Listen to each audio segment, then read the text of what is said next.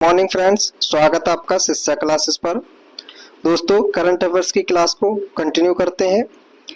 विश्व की सबसे तेज 400 किलोमीटर प्रति घंटा वाली high speed train prototype CR450 इसको जो है किस देश ने लॉन्च किया है?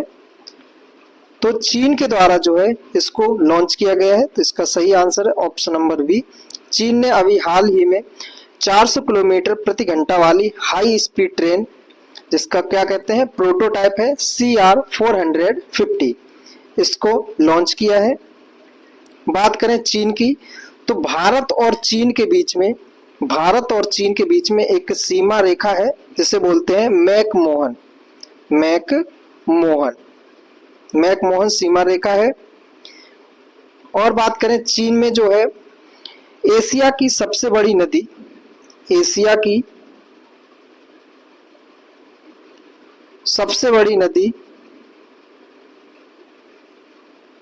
बड़ी नदी कौन सी है? यांगटीसी नदी। और यांगटीसी नदी पर सबसे बड़ा बांध बना हुआ है, जैसे थ्री गॉर्जियन डैम के नाम से जानते हैं। इसने जो है पृथ्वी की जो घूर्णन गति है उसको भी प्रभावित किया है। चीन में एशिया का मैनचेस्टर, जो संघाई शहर है, उसको कहा जाता है संघाई शहर। इसको जो क्या कहा जाता है? एशिया का मैनचेस्टर कहा जाता है। ठीक। उसके बाद में चीन और मंगोलिया, यहाँ पर इस जगह पर जो है चीन और मंगोलिया के बीच में एक मरुस्थल पाया जाता है। उस मरुस्थल को कहते हैं गोविका मरुस्थल।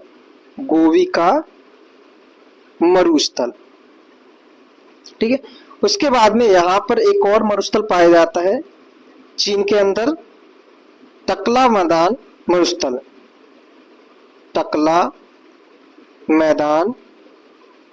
मरुस्थल। ठीक है। तो इतना हमें चीन के बारे में याद रखना है।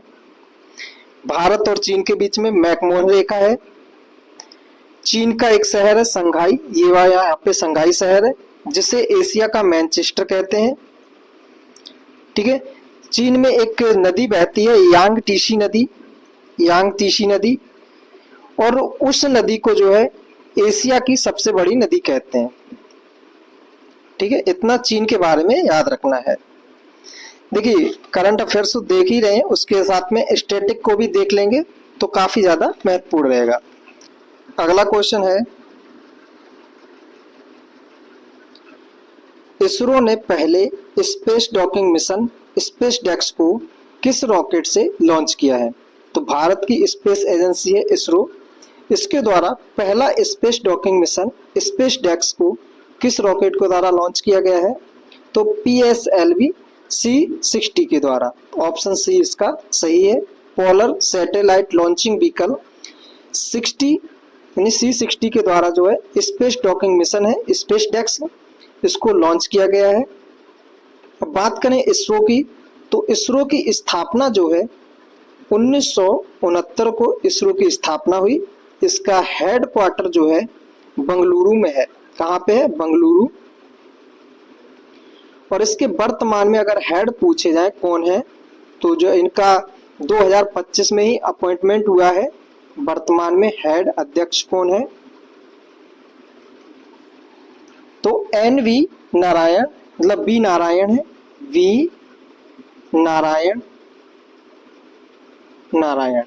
बी नारायण इसरो के वर्तमान में अध्यक्ष हैं। बात आती, इसरो ने अभी चंद्रयान-4 को लॉन्च करने की मतलब बात की है, और 5th भी उसको लॉन्च किया जाएगा। ठीक है। उसके बाद में देश की भारतीय अंतरिक्ष स्टेशन, यह इसरो के द्वारा किए जाए कुछ लक्ष्य निर्धारित किए गए हैं। भारत का अंतरिक्ष स्टेशन जो है 2035 तक इसको स्थापित किया जाएगा। भारत का अंतरिक्ष स्टेशन, इसको जो है कब तक मतलब बना दिया जाएगा 2035 तक। इस टारगेट को याद रखना है। एक और टारगेट है कि 2045 तक चंद्रमा पर एक भारतीय को उतारने की भी योजना बनाई जा रही है। तो भारत का पहला एस्ट्रोनॉइड जो है चंद्रमा पर कब उतरेगा? 2045 तक। 2045 तक मतलब 2045 तक एक भारतीय को चंद्रमा पर उतारेंगे। ठीक है। फिर उसके बाद में 2027 तक जो है चंद्रयान 4 मिशन को लॉन्च करने की उम्मीद है। चंद्रयान 4 लॉन्च होने की क्या है? उम्मीद है। ठीक, इतना इसरो के बारे में याद रखना है। आप लोग बताइए, जो चंद्रयान 3 है वो साउथ पोल पर उतरा था, तो उस पॉइंट को क्या कहते हैं? ठीक है। नेक्स्ट क्वेश्चन है, केंद्र सरकार ने किस राज्य को आपदा घोषित किया है कि भूस्खलन को गंभीर प्रकृति की आपदा घोषित की है? तो किस राज्य में जो है भूस्खलन की गंभीर प्राकृतिक आपदा घोषित की है? तो इसका सही आंसर हो जाएगा केरल। ऑप्शन सी इसका सही है। अब बात करें केरल की।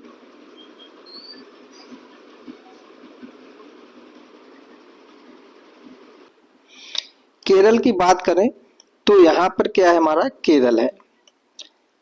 जब साउथ वेस्ट मानसून आता है, तो भारत के सबसे पहले इसी वाले इलाके में क्या करता है? एंट्री करता है। ठीक है। और यहाँ पे जो है अधिकतम मात्रा में वर्षा कराता है। क्या कराता है? अधिक वर्षा होगी, अधिक वर्षा। जब वर्षा अधिक होगी तो क्या होगा? जो भूस्खलन है मतलब भू का कटाव, ठीक, ऐसी घटनाएं काफी ज्यादा देखने को मिलती हैं। केरल में ही मतलब एक लीचिंग प्रक्रिया, जिसे क्या बोलते हैं? लीचिंग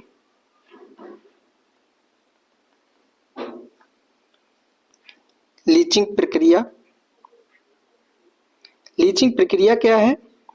तो मान लीजिए जैसे कि ये पृथ्वी की सतह है, ऊपर सतह है पृथ्वी की, और पृथ्वी की सतह पर जो है कई सारे पोषक तत्व हैं, जिसमें हमारा आयरन है। ठीक है, आयरन मान लिया, निकल मान लिया, उसके बाद में हमारा चूना पत्थर, कैल्शियम कार्बोनेट। ठीक है, इस तरीके का कई सारे पोषक तत्व हैं। जब क्या होगा? जब बरसात अधिकतम मात्रा में होगी तो पानी के साथ में जो घुलनशील, जैसे सोडियम हो गया, सोडियम, पोटेशियम, घुलनशील जो होंगे जो पोषक पदार्थ, वो क्या आएंगे? नीचे आ जाएंगे। तो इनमें से जैसे हमारा चूना, वो नीचे आ जाएगा, CaO। ठीक है, उसके बाद में पोटेशियम और सोडियम, ये भी क्या आ जाएंगे? नीचे आ जाएंगे। तो जब बरसात अधिकतम मात्रा में होगी तो नीचे ये लोग घुल के आ जाएंगे, ये पोषक पदार्थ। ऊपर क्या बचेगा? फेरस और निकेल। ठीक है, तो ये कैसे होते हैं? अधिकतम मात्रा में कठोर। तो यहाँ पे मिट्टी भी जो है एक लेटेराइट प्रकार की मिट्टी पाई जाती है, जिसे ईंट मिट्टी के नाम से भी जानते हैं। ठीक है, लीचिंग प्रोसेस या फिर इसी को हिंदी में बोलते हैं लिच्छालन। जब ये प्रक्रियाएं होंगी तो काफी ज्यादा क्या होगा? भूस्खलन होगा। और भूस्खलन को रोकने के लिए हमें क्या करना चाहिए? अधिक से अधिक मात्रा में वन का रोपण करना चाहिए, वनारोपण। ठीक है, केरल में मानसून की एंट्री होती है सबसे पहले। भारत में मानसून की प्रवेश जो है केरल के अंदर होता है। नेक्स्ट क्वेश्चन, समुद्र पर भारत के पहले कांच के पुल, बोस्टरिंग आर्क ब्रिज क्या है, बोस्टिंग आर्क ब्रिज का उद्घाटन कहाँ पे हुआ है? तो तमिलनाडु में जो है बोस्टिंग आर्क ब्रिज का उद्घाटन किया गया है। तो इसका सही आंसर है ऑप्शन नंबर सी। और यह समुद्र पर भारत का पहला क्या है, भारत का पहला पुल है बोस्टिंग आर्क ब्रिज, जिसका उद्घाटन किया गया है। और कहाँ पे किया गया है? तो तमिलनाडु। नेक्स्ट क्वेश्चन है, भारत सरकार ने कब तक अंटार्कटिका में मैत्री-2 अनुसंधान केंद्र स्थापित करने की घोषणा की है? तो भारत जो है वर्ष 2029 तक जो है मैत्री-2 अंटार्कटिका में एक अनुसंधान स्थापित करने की घोषणा की है। तो इसका सही आंसर है ऑप्शन नंबर सी, 2029। भारत के पहले से ही जो है अंटार्कटिका में अनुसंधान केंद्र है। भारत के पहले से ही यहाँ पर कितने थे? 3 थे। कौन कौन से थे? तो गंगोत्री जो कि सबसे पहले था, गंगोत्री, भारती और मैत्री। जो गंगोत्री है यह सबसे पहले 1983 में स्थापित किया गया था। बर्फ पड़ने के कारण मतलब यह डूब गया बर्फ से, इस कारण इसको बंद कर दिया गया। अभी वर्तमान में पूछे जाए तो 2 सक्रिय अनुसंधान केंद्र हैं, ठीक है, मैत्री और इसी के साथ में मैत्री-2 भी स्थापित किया जाएगा। कब तक? वर्ष 2029 तक। संयुक्त राष्ट्र ने वर्ष 2025 के लिए कौन सी थीम निर्धारित की है? जो यूएन है, यूनाइटेड नेशन, इसके द्वारा 2025 के लिए थीम निर्धारित की गई है। तो वह कौन सी है? तो अंतरराष्ट्रीय सहकारिता वर्ष, ये भी सही है, ये भी थीम है। अंतरराष्ट्रीय क्वांटम विज्ञान व प्रौद्योगिकी, तो इसको भी थीम निर्धारित किया है। और अंतरराष्ट्रीय शांति और विश्वास, तो ये तीनों जो है थीम निर्धारित की हैं 2025 के लिए। किसके द्वारा? तो संयुक्त राष्ट्र के द्वारा। तो इसका सही आंसर है option number D.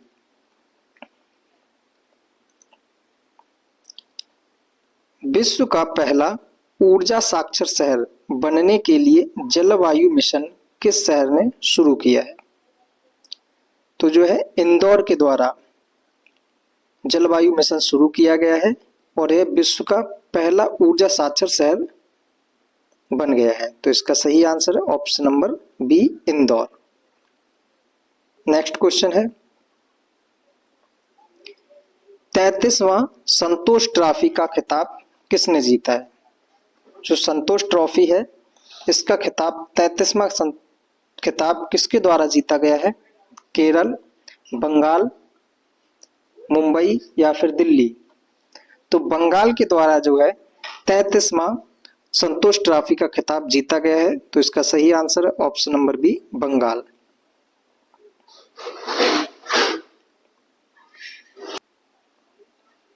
Next question है, इसरो के किस रॉकेट से अपना 100वां मिशन लॉन्च किया है? इंडियन स्पेस रिसर्च ऑर्गेनाइजेशन जो है इसके द्वारा अब 100वां रॉकेट मिशन जो अपना लॉन्च किया गया है, तो कौन सा किया गया है यह बताना है। ऑप्शन ए है PSLV C61, GSLV F15, PSLV C62 और GSLV F16। तो किसको जो है किया गया है? GSLV F15। तो इसका सही आंसर है option number B, GSLV F15। Next question, भूमध्य सागर में स्थापित होने वाली KM3 नेट दूरबीन परियोजना का संबंध किससे है? जो भूमध्य सागर में स्थापित की होने वाली है KM3 नेट दूरबीन का परियोजना का संबंध जो है किससे है? ऑप्शन ए है ब्लैक होल से, ऑप्शन बी अंतरिक्ष गुरुत्वाकर्षण से, ऑप्शन सी न्यूट्रॉनों से, ऑप्शन डी है तूफान से, सौर तूफान से। तो इसका सही आंसर है ऑप्शन नंबर सी, न्यूट्रॉनों से। बात करें भूमध्य सागर की, तो आइए हम लोग भूमध्य सागर को देख लेते हैं। उससे संबंधित कुछ क्वेश्चन बनेंगे स्टैटिक में।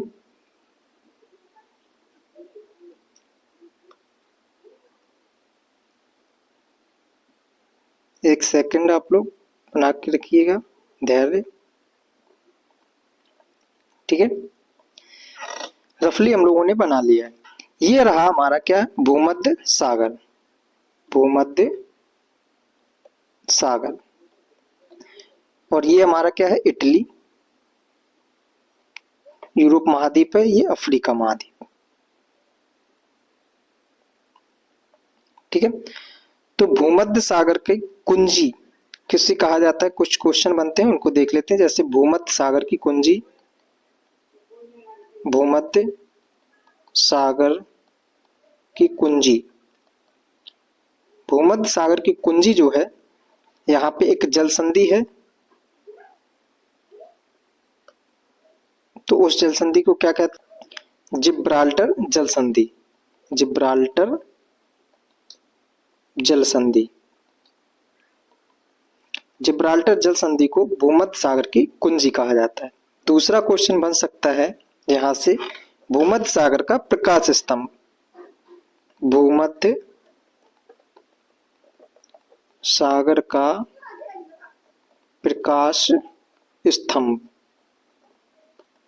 तो किसे कहते हैं, तो यहां पर ज्वालामुखी उद्गीरित होते हैं, स्ट्रोम्बोली ज्वालामुखी। स्ट्रोम्बोली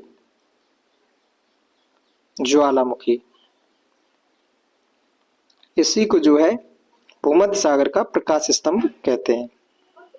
ठीक है, यहाँ पे एक और है एटना, वो क्या है, इटली में। उसके बाद में यहाँ पे एक जल संधि है, सुएज नहर है। ठीक है, और उसके बाद में ये वाला हमारा कौन सा सागर है, लाल सागर। लाल सागर। पूछा जाए लाल सागर और भूमध्य सागर को, अगर पूछा जाए लाल सागर और भूमध्य सागर के बीच में कौन सा जल संधि या कौन सा मतलब वो है इनको जोड़ने वाली, तो सुएज नहर। और यहाँ पर एक और है जो अदन की खाड़ी और लाल सागर को जोड़ने का काम करती है, वह जल संधि बाब अलमंदेव जल संधि। ठीक है, तो यहाँ पे भूमध्य सागर के बारे में इतना हम लोगों को याद रहना चाहिए। नेक्स्ट क्वेश्चन है, मेजर ध्यानचंद खेल रत्न पुरस्कार 2024 के लिए किसे चुना गया है। जो मेजर ध्यानचंद खेल रत्न पुरस्कार है 2024 के लिए, इसको किसके लिए किसको चुना गया है, डी कुकेश, मनु भाकर, हरप्रीत सिंह कौर। तो इन सभी लोगों को जो है मेजर ध्यानचंद खेल रत्न पुरस्कार के लिए चुना गया है। तो इसका सही answer option number D. Bharat की पहली तटीय और ब्रेडर पक्षी जनगणना कहाँ हुई है, तो गुजरात में हुई है। इसका सही आंसर है ऑप्शन नंबर सी।